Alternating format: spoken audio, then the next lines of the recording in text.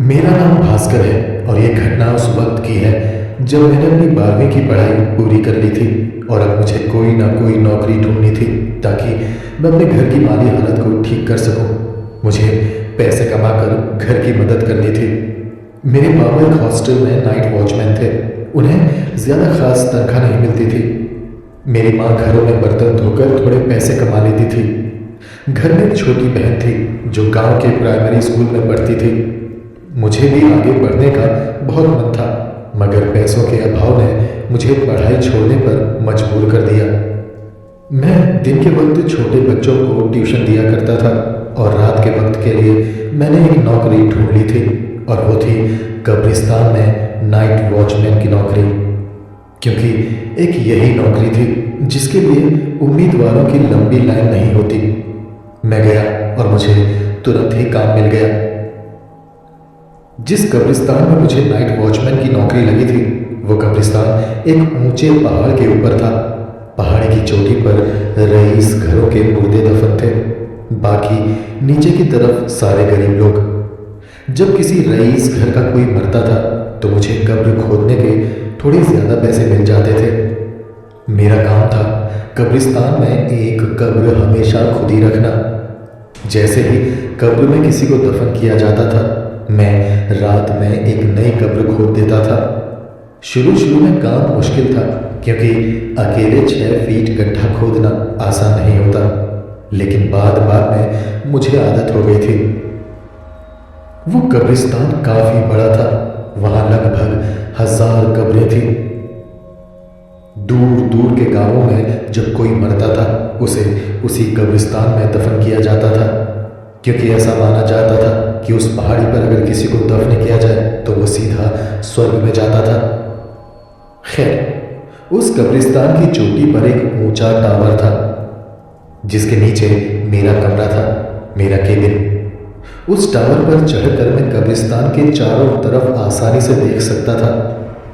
उस टावर पर एक सर्च लाइट भी लगी थी जिसे घुमा घुमा कर मैं जहां चाहे वहां रोशनी डाल सकता था। रात के वक्त वहां एकदम सन्नाटा छाया रहता था। कभी कभी कोई जानवर वहां भटकते हुए आ जाता तो उन्हें भगाने की जिम्मेदारी भी मेरी ही थी।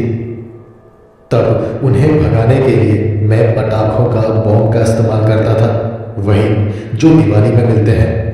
वो पटाखे फोड़कर मैं उन जानवरों को वहां से भगा देता था। पर कभी कभी कोई जानवर ऐसा होता जो पटाखों की आवाज़ से नहीं डरता था, तो उनके लिए कब्रिस्तान की अथॉरिटीज़ की तरफ से मुझे एक एयर गन भी दी गई थी ताकि मैं उन जानवरों को चोट पहुंचा सकूं जिससे डरकर वो वहां से भाग जाए।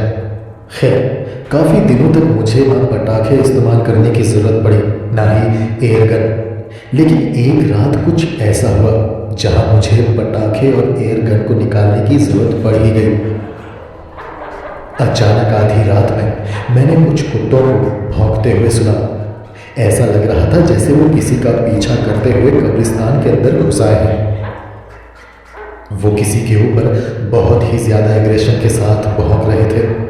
मैं अपने कमरे की छत पर गया, फिर उसके बाद मैं टावर पर चढ़ा और सर्च लाइट जलाकर उस तरफ घुमाई जिधर से वो कुत्तों के भौंकने की आवाज़ें आ रही थी। तब मैंने 6-7 कुत्तों को एक कब्र की तरफ भागते हुए देखा। वो काफी दूर थे पर लाइट की रोशनी में मैं उन्हें साफ देख सकता था, पर मुझे वो चीज नहीं दिखाई दी जिसके ऊपर वो भौंक रहे थे।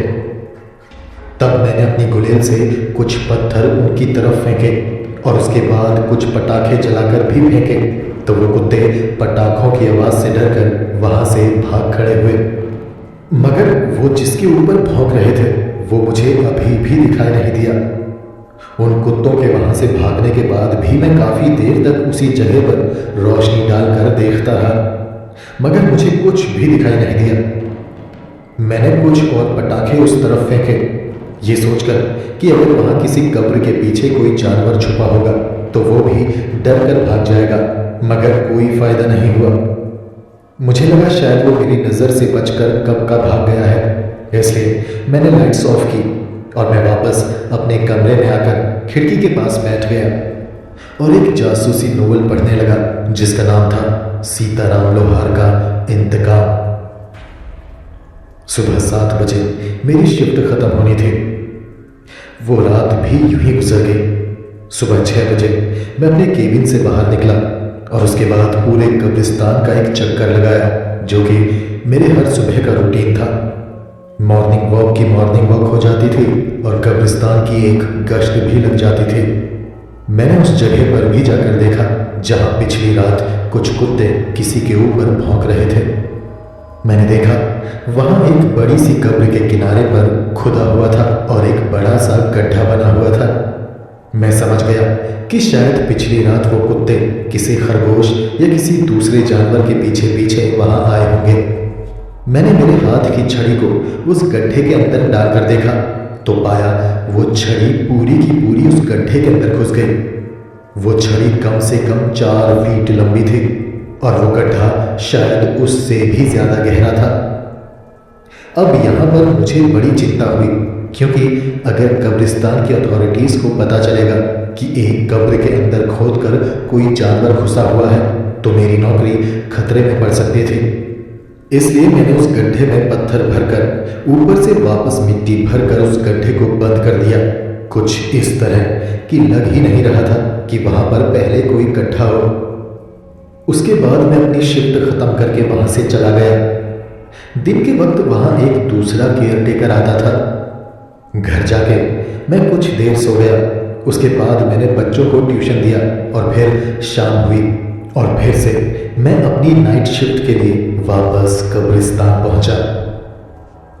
कब्रिस्तान पहुंचने में ही मुझे पैदल 1 घंटा लगता था और जब मैं कब्रिस्तान पहुंचता था तभी डे शिफ्ट वाला अपनी शिफ्ट खत्म करके अपने घर जाता था। उस शाम जब मैं कब्रिस्तान पहुंचा तो मुझे डे शिफ्ट वाला केयरटेकर वहां नहीं मिला। मैंने उसे आवाज दी, सीटी भी बजाई, मगर उसका कहीं से कोई जवाब नहीं आया। मैंने उसे केबिन में ढूंढा, ऊपर टावर पर भी देखा, मगर वो वहां भी नहीं था। आखिर में थक हार कर मैं वापस अपने केबिन में आया और मैंने अपनी ड्यूटी स्टार्ट कर दी। मुझे उस केयरटेकर से पूरे दिन की रिपोर्ट लेनी थी, मगर वो तो वहां था ही नहीं। तो मैं पूरे कब्रिस्तान का गश्त लगाने के लिए निकल गया। मेरे पास मेरी एक छड़ी थी और एक टॉर्च था। अंधेरा होने लगा था। जब मैं गश्त लगा रहा था तब मुझे कब्रों के बीच स्थित पैदल रास्ते पर किसी चीज के घसीटे जाने के निशान मिले। जमीन की घास एक तरफ को दबी हुई थी। उसी से पता चल रहा था कि किसी भारी चीज को वहां से घसीट कर ले जाया गया है। मैं उसी दिशा की तरफ बढ़ा जिधर की तरफ घास झुकी हुई थी। उन निशानों का पीछा करते करते मैं ठीक उसी कब्र के पास पहुंचा जिधर पिछली शाम मुझे एक सुरंग सी दिखाई दी थी, एक गड्ढा। मैंने देखा वो गड्ढा अभी भी खुला हुआ था। मैंने उस गड्ढे के अंदर टॉर्च की रोशनी डाली, मगर मुझे कुछ नजर नहीं आया। फिर मैंने अपने हाथ की छड़ी उसके अंदर डाली और लगभग कंधे तक मैंने अपना बाजू भी उसके अंदर घुसा दिया। तब जाके मुझे उस गड्ढे की सतह महसूस हुई। मैंने अपनी छड़ी से उस सतह को दबाया तो महसूस हुआ मेरी छड़ी के नीचे कुछ था, शायद कोई जानवर। मैंने उसे जोर जोर से दबाना शुरू कर दिया, मगर अंदर से किसी जानवर की कोई हरकत या कोई गुर्राहट मुझे सुनाई नहीं दी। मैंने छड़ी वापस बाहर निकाली और जो मैंने उस छड़ी के सिरे पर लगा हुआ देखा वो देखकर वो छड़ी एकदम से मेरे हाथ से नीचे गिर गई। उस छड़ी के सिरे पर खून लगा हुआ था। अब मैंने सोचा कि शायद कोई जानवर किसी दूसरे जानवर को मारकर उस कब्र के नीचे गड्ढे में ले गया होगा। मैंने उस गड्ढे को फिर से मिट्टी पत्थरों से ढककर बंद कर दिया और फैसला किया कि अब मैं इस गड्ढे को सीमेंट से पक्का करके हमेशा के लिए बंद कर दूंगा ताकि दोबारा कोई जानवर इसे खोद ना सके। तो मैं सीमेंट लेने वापस अपने केबिन में गया। वहां पर एक कट्टा सीमेंट रखा हुआ था जो छोटे मोटे काम में इस्तेमाल होता था। रेत और बजरी की भी वहां कोई कमी नहीं थी। मैंने एक परात में सीमेंट और रेत बजरी मिलाकर मसाला तैयार किया और उसे लेकर वापस मैं उसी कब्र के पास पहुंचा। और वहां पहुंचकर जो मैंने देखा वो देखकर तो मेरे रोंगटे ही खड़े हो गए। क्योंकि एक तो वैसे ही रात का अंधेरा घेर चुका था, ऊपर से मैं उस कब्रिस्तान जैसी डरावनी जगह में एकदम अकेला था और सामने मेरे एक कब्र के बगल में वही गड्ढा फिर से खुला हुआ था। और इस बार उस गड्ढे में से सिर्फ मिट्टी नहीं बल्कि मिट्टी के साथ खून और मांस के छोटे छोटे टुकड़े भी बाहर बिखरे पड़े थे। एक पल के लिए तो मेरा पूरा शरीर ही सिहर उठा। मैंने नज़दीक से उस मिट्टी पर टॉर्च की रोशनी डाली तो मुझे मांस के टुकड़ों के साथ कपड़े के छोटे छोटे टुकड़े भी नजर आए, खून में भीगे हुए कपड़े के चीथड़े। अब यहाँ पर मेरे मन में अचानक से एक सवाल कौंधा कि कहीं उस गड्ढे में उस कब्रिस्तान का केयर टेकर तो नहीं, कहीं किसी आदमखोर जानवर ने उसे मारकर इस गड्ढे में तो नहीं लेकर चला गया। पर उस गड्ढे का निकास इतना छोटा था कि उसके अंदर एक बड़े आदमी को नहीं ले जाया जा सकता था। बस तभी मुझे उस गड्ढे के अंदर से एक सरसराहट सुनाई दी। कोई तो उस गड्ढे के अंदर से बाहर आ रहा था। मैंने तुरंत अपनी छड़ी उठाई और मैं दबे कदम एक कब्र पर लगे बड़े से पत्थर के पीछे जाकर छुप गया। वैसे तो उस मौके पर मुझे वहां से भाग जाना चाहिए था, पर मैं भागता तो मेरे कदमों की आवाज से वो जीव या वो जो भी उस कब्र के नीचे गड्ढे में छुपा बैठा था उसे मेरी भनक पड़ जाती और वो मेरे पीछे आ जाता। मैं उस बड़े से पत्थर के पीछे छुपा हुआ देख रहा था। तभी मुझे उस कब्र के पास कोई खड़ा होता हुआ दिखाई दिया जहां पर वो गड्ढा था। आसमान में बादल लगे हुए थे। चांद कभी कभी बादलों के पीछे से बाहर निकलकर रोशनी फैला रहा था, मगर उस वक्त चांद बादलों के पीछे था। इसी वजह से मैं देख नहीं पा रहा था कि वहां पर कौन खड़ा है, पर कोई तो था जो उस गड्ढे से बाहर निकलकर वहां पर खड़ा था। मुझे सिर्फ एक काली परछाई सी दिखाई दे रही थी जिसे देखकर प्रतीत हो रहा था कि वो कोई मनुष्य ही है। वो हवा में कुछ सूंघ रहा था। बस तभी बादलों के पीछे से चांद निकलकर बाहर आया और उस कब्रिस्तान में हल्की रोशनी होने लगी। तब उस रोशनी में मैंने देखा वो एक बड़ा सा अजीब सा जीव था। वो ना इंसानों में था ना ही जानवरों में। उसका पूरा शरीर मगरमच्छ की चमड़ी के समान था, सख्त, कठोर, ऊबड़ खाबड़, मगर शरीर इंसानों के आकार का था। वो एकदम किसी इंसान की तरह ही खड़ा था। मैंने उसके चेहरे की तरफ गौर किया। मैंने देखा उसका चेहरा इंसानों की तरह नहीं बल्कि किसी सियार के समान था। छोटा सा, मासूम, पर शरीर से वो बेहद ही खतरनाक और खूंखार लग रहा था, एकदम जानलेवा। वो बराबर हवा में कुछ सूंघने की कोशिश कर रहा था। शायद उसे मेरी गंध महसूस हो रही थी। बस तभी अचानक से मेरे केबिन के ऊपर टावर पर लगी सर्च लाइट अपने आप जल उठी और सीधा उस जीप के ऊपर आकर रुक गई। उस जीप ने तुरंत उस सर्च लाइट की तरफ देखा और जोर से दहाड़ा। तब मैंने उसका चेहरा एकदम साफ साफ देखा। उसके नुकीले आरी नुमा दांत खून से भीगे हुए थे। उसकी आंखें बड़ी और एकदम काली थी। चेहरा किसी सियार के समान था, मगर किसी खूंखार, खून का प्यासा सियार। वो तेजी से भागता हुआ उस लाइट की तरफ गया, यानी मेरे केबिन की तरफ। वो एकदम मेरे सामने से गुजरा। उसे मेरी भनक तक नहीं पड़ी कि मैं ठीक उसके बगल में था। वो भागता हुआ वहां से सीधा टावर की तरफ, यानी मेरे केबिन की तरफ गया। तब मैंने उसके शरीर को अच्छे से देखा। उसकी एक लंबी सी पूंछ थी। पूंछ भी किसी मगरमच्छ के समान ही थी। बहुत ही अजीब बात थी, ऐसा जानवर मैंने पहले कभी नहीं देखा था। मैं इस बात से भी हैरान था कि आखिर टावर में सर्च लाइट कैसे चालू हो गई। उस कब्रिस्तान में मेरे अलावा तो कोई नहीं था और उस टावर पर जाने की अनुमति सिर्फ मुझे और दिन के केयर टेकर को ही थी।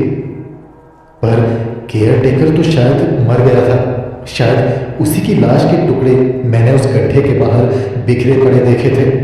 क्योंकि वो गायब था तो शायद वो मांस के टुकड़े उसी के होंगे। ऐसा मेरे दिमाग में चल रहा था। जैसे ही वो जीव उस टावर के पास पहुंचा, मुझे पटाखों के धमाके और बंदूक के चलने की आवाजें आने लगी। तब मुझे यकीन हुआ कि वो जरूर कब्रिस्तान का केयर टेकर ही होगा, क्योंकि पटाखों का और गन का एक्सेस मेरे अलावा सिर्फ उसी के पास था। वो एक मामूली एयर गन थी जिससे चिड़िया या मुर्गियों को मारा जा सकता था या फिर जानवरों को डराने के लिए उसका इस्तेमाल किया जाता था, मगर उस मोटी चमड़ी वाले जीव को उस गन से मारना नामुमकिन था। मैं भी छुपते छुपाते दबे कदम उस टावर तक गया। मैंने देखा वो जीव टावर की सीढ़ियां चढ़ता हुआ ऊपर जा रहा था। टावर के ऊपर मैंने देखा केयर टेकर उस जीव के ऊपर पटाखे फेंक रहा था। तभी एक सूतली बम भड़ाम करके उस जीव की आंख पर गिरा और फट गया। दर्द से चीखता हुआ वो जीव टावर से नीचे गिरने लगा। मेरी उम्र उस वक्त सिर्फ 19 साल थी। मेरे पास उस जीव से लड़ने की हिम्मत नहीं थी और ना ही मेरे पास कोई हथियार था। हथियार के नाम पर सिर्फ एक छड़ी थी। मैंने तो सोच लिया था कि अगर वो जीव वापस से खड़ा उठा और मेरी तरफ आया तो मैं किसी कब्र के पत्थर पर अपना सिर पटक कर मर जाऊंगा, लेकिन उसके हाथों चीथड़े चीथड़े होकर नहीं मरूंगा। मगर वो जीव नीचे गिरकर उठा ही नहीं, वो उसी तरह टावर के नीचे पड़ा रहा। मैंने टॉर्च की रोशनी उसके ऊपर डाली और गौर किया कि उसके शरीर पर जो मोटी सख्त चमड़ी थी वो कई जगहों से टूटकर जमीन पर बिखरी पड़ी थी। उसकी एक आंख भी फूटकर बाहर निकल आई थी, मगर उसकी सांसें चल रही थी, वो जिंदा था। तभी टावर के ऊपर से मुझे आवाज आई। केयर टेकर मुझसे चिल्लाकर बोला कि उसके पास मत जाना, और उसने मुझे सीधा केबिन के अंदर जाकर छुपने को कहा। मैं मौके की नजाकत को समझ गया और तुरंत केबिन की तरफ भागा।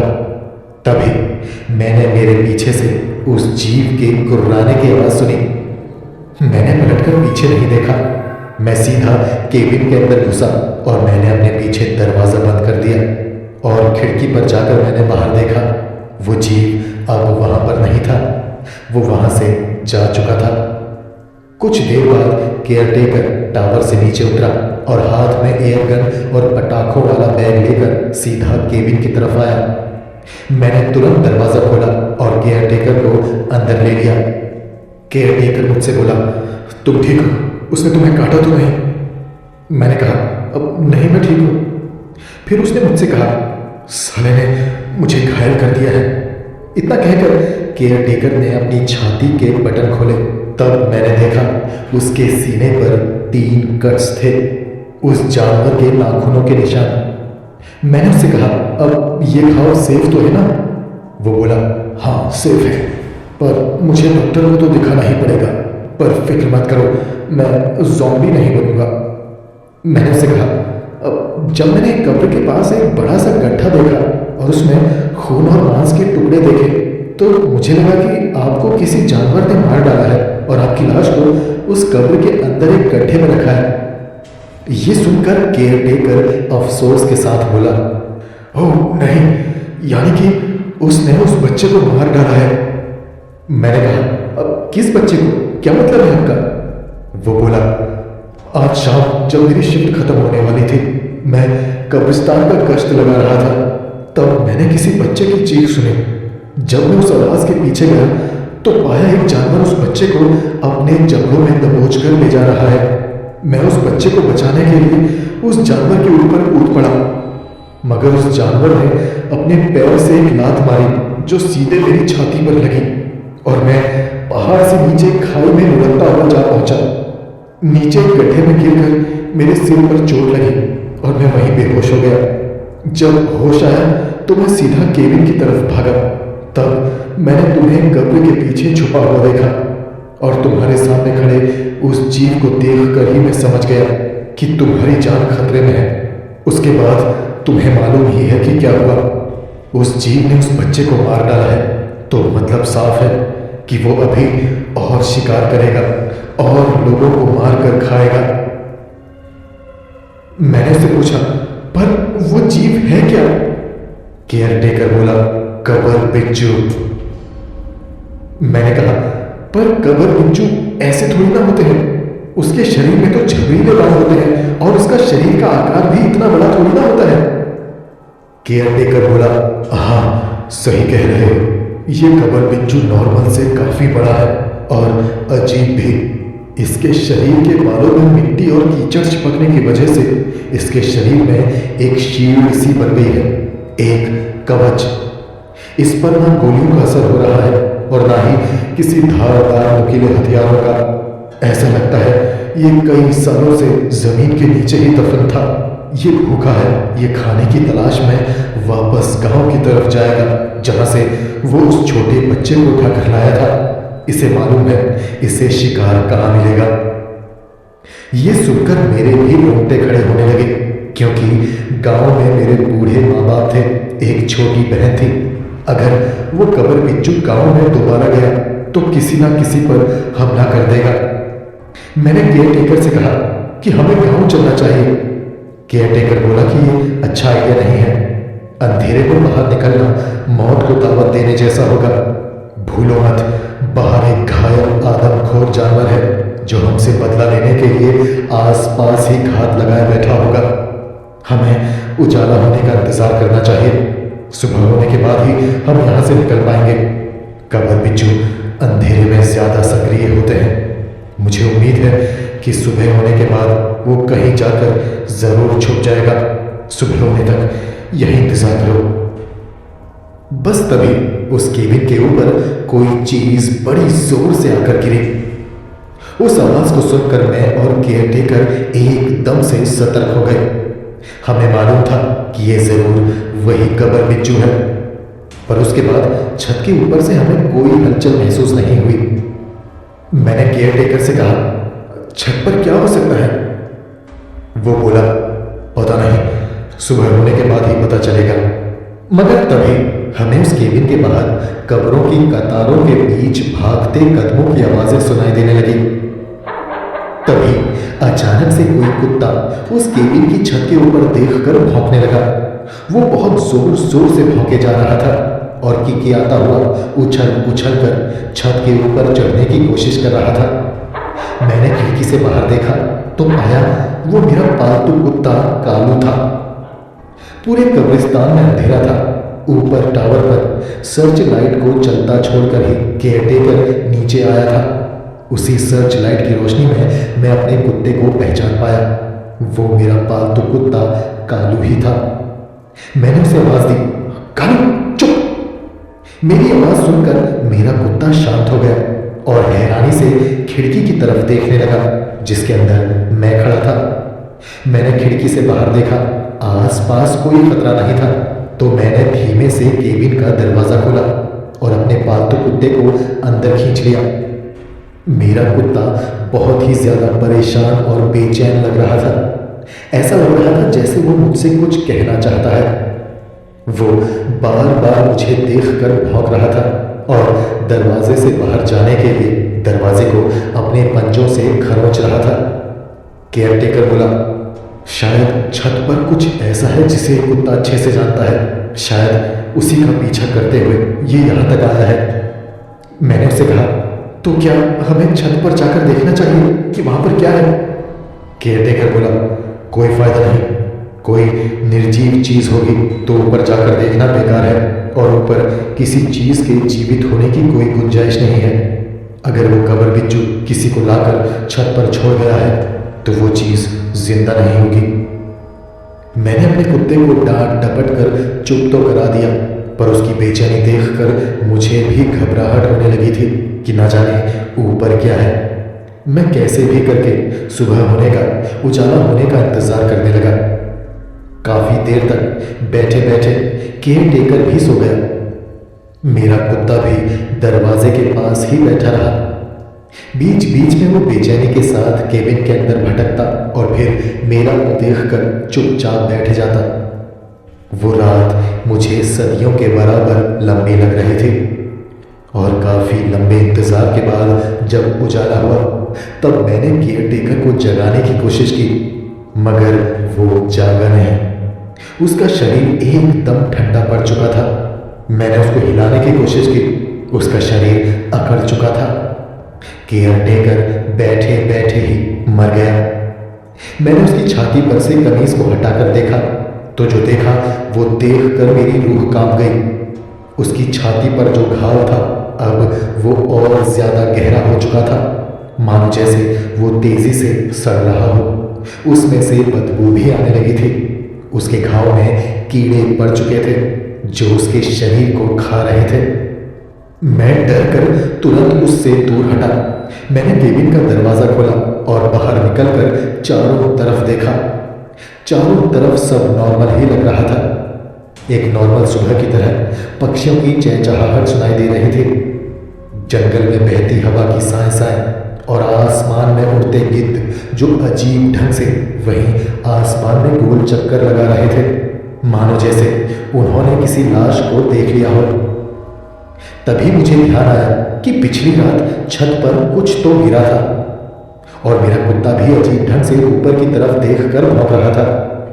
मैं टावर में चढ़ा और वहीं से मैं सीधा अपने केबिन की छत पर कूदा। छत पर एक औरत की लाश पड़ी थी जो जानी पहचानी सी लग रही थी।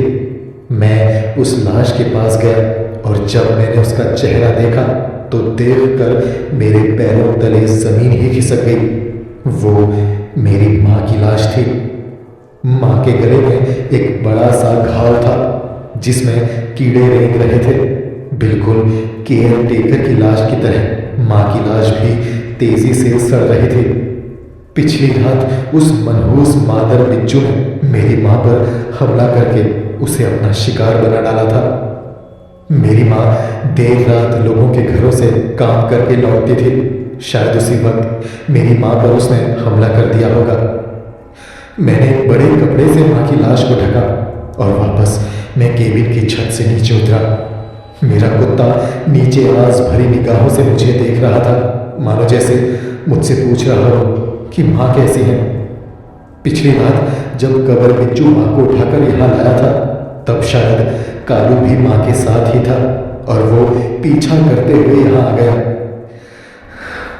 उजाला हो चुका था, धूप निकल आई थी। केबिन में 2 लाशें तेजी से सड़ रही थी और ना जाने आगे अभी और क्या होने वाला था। अपनी माँ और केयर टेकर की लाश को केबिन में छोड़कर मैं सीधा अपने गांव की तरफ भागा। जब गांव पहुंचा तो देखा गांव में कोहराम मचा हुआ था। लोगों के घरों में मातम छाया हुआ था। कई घरों में लोगों की मौतें हो चुकी थी। लाशों के ढेर लगे पड़े थे। मुझे मेरे बाबा और बहन की चिंता हुई तो मैं सीधा अपने घर की तरफ भागा तो देखा मेरे घर पर आग लगी हुई थी। मुझे बाबा और बहन कहीं दिखाई नहीं दी। मैंने उन्हें आवाजें दी, चिल्ला चिल्ला कर उन्हें पुकारा। आस पड़ोस में लोगों से उनके बारे में पूछा, मगर किसी को भी मेरी बहन और बाबा के बारे में कुछ नहीं पता था। सभी लोग परेशान थे, किसी को किसी की पड़ी ही नहीं थी। वो वक्त, वो मंजर ही ऐसा था कि हर कोई मातम और शोक में डूबा हुआ था। मेरा कुत्ता भी इधर उधर दौड़ दौड़ कर शायद बाबा और बहन को ही ढूंढ रहा था। तभी गांव में पुलिस की गाड़ी और एम्बुलेंस का सायरन सुनाई दिया। लोग पुलिस की गाड़ी की तरफ भागे, उनसे मदद की गुहार लगाने लगे। मैं उस भीड़ में नहीं गया क्योंकि मैं जानता था कि जो मुसीबत उस गांव के ऊपर मंडरा रही है उससे पुलिस नहीं बल्कि आर्मी ही बचा सकती थी। मैं सीधा गांव के प्राइमरी पाठशाला की तरफ भागा जहां मेरी बहन कक्षा 9 में पढ़ती थी। मुझे लगा कि शायद वो स्कूल चली गई होगी। मैं भागता हुआ स्कूल पहुंचा तो देखा स्कूल में भी बच्चों की चिल्ला पुकारी मची हुई थी। काफी बच्चे घायल थे और कईयों की लाशें मैदान में पड़ी सड़ रही थी। उस मनहूस कबर बिज्जू ने न जाने कब इतने सारे लोगों को घायल कर दिया, समझ ही नहीं आ रहा था। तभी मेरा कुत्ता दौड़ता हुआ भौंकता हुआ मेरी तरफ आया और उसने मेरे ऊपर छलांग लगा दी। ये देखकर मैं अचानक से घबरा गया और नीचे झुका। बस उसी वक्त मेरे पीछे न जाने कहां से वो कबर बिज्जू आकर खड़ा हो गया। मेरा कुत्ता पूरे गुस्से के साथ उस पे जा झपटा, मगर उस कबर बिच्छू ने एक ही झटके में मेरे कुत्ते की गर्दन पर अपने दांत गड़ाए और उसका सिर उसके धड़ से अलग करके दूर फेंक दिया। उसके बाद वो जीव मेरे ऊपर झपटा, मगर मैंने खुद को उसके पंजों से और उसके दांतों से बचाया तो मैं उछलकर एक तरफ गिरा। मेरे हाथ में खिड़की का टूटा हुआ कांच आया। मैंने उस कांच के टुकड़े को जमीन पर पटका और उसके कई सारे छोटे टुकड़े हो गए। मैंने अपने नंगे हाथ से उन कांच के छोटे टुकड़ों को उठाया और सीधा उस कबर बिज्जू की आंखों पर फेंका। एक आंख तो उसकी पहले ही फूट चुकी थी।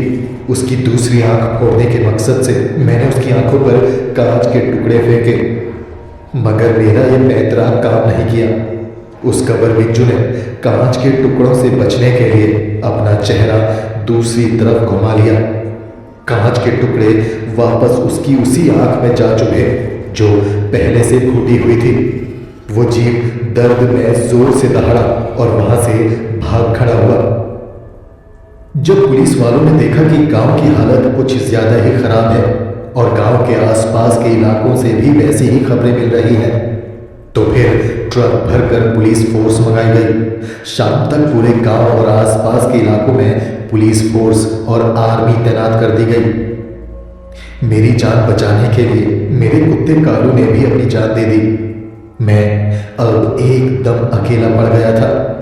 मेरी बहन और बाबा मुझे अभी तक नहीं मिले थे। मेरा दिल डर रहा था कि शायद मेरी बहन और बाबा भी उसी इन्फेक्टेड कबर बिज्जू का शिकार हो गए होंगे और कहीं पर उनकी लाश भी सड़ रही होगी। तभी गांव का एक लड़का दौड़कर मेरे पास आया और बोला, तेरी बहन और बाबा एकदम ठीक हैं, वो नदी के बीच में बड़े पत्थर के ऊपर बैठे हैं।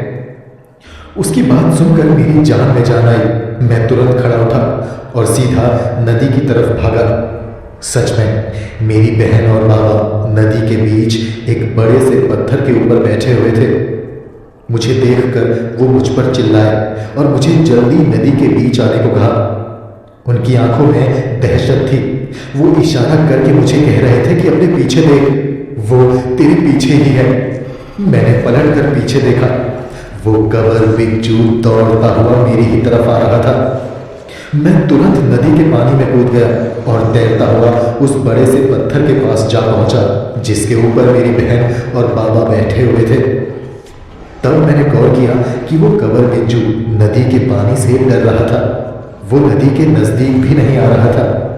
तब मुझे समझ आया कि मेरी बहन और बाबा नदी के बीच उस बड़े से पत्थर के ऊपर क्यों बैठे हुए हैं, क्योंकि वो जगह उस जीव से बचने के लिए सबसे सुरक्षित थी। तब मुझे याद आया कि मेरी पैंट की जेब में एक सीटी है। मैंने सीटी बाहर निकाली और जोर जोर से सीटी बजाने लगा और पुलिस और आर्मी के जवानों को सिग्नल देने लगा। कुछ देर में आर्मी के कुछ जवान नदी की तरफ आए और जब उन्होंने उस विशालकाय कबर बिज्जू को देखा जो अपने दो पैरों पर बिल्कुल किसी गॉडजिला के माफिक खड़ा था, जवानों ने अपनी बंदूकें उस कबर बिज्जू पर तान दी और ताबड़तोड़ गोलियां बरसानी शुरू कर दी।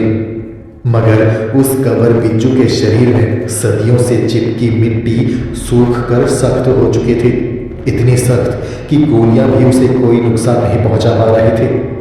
बस उसकी आंख ही उसके शरीर का सबसे नाजुक अंग था। तब मैंने चिल्लाकर और इशारों से कहा कि उसकी आंख में गोली मारो। तब जाके एक जवान मेरा इशारा समझ गया और उसने उस कबर बिज्जू की आंख पर निशाना साधा और गोली चला दी। गोली सीधा कबर बिज्जू की आंख में लगी और उसके सिर के पीछे से आर पार हो गई। कबर बिज्जू जमीन पर धराशायी हो गया। सेना के जवान उसके नजदीक गए। तब तक वो कबर बिज्जू मर चुका था। एक जवान ने उसके सिर पर कुछ और गोलियां दागी जिससे उसके सिर के चीथड़े ही उड़ गए। कबर बिज्जू का अंत हो गया। उसके बाद मैं और बाबा और मेरी बहन नदी से बाहर निकले। कबर बिज्जू की लाश भी सड़ना शुरू हो चुकी थी। शोध के लिए आर्मी के जवानों ने उसके शरीर से कुछ सैंपल्स लिए। उसके बाद हम भी अपने गांव वापस आ गए। गांव वाला हमारा घर पूरी तरह से जलकर खाक हो चुका था, जिसे हमने दोबारा बसाया। माँ की लाश और केयर टेकर की लाश कब्रिस्तान के केबिन में ही सड़कर मिट्टी हो चुकी थी।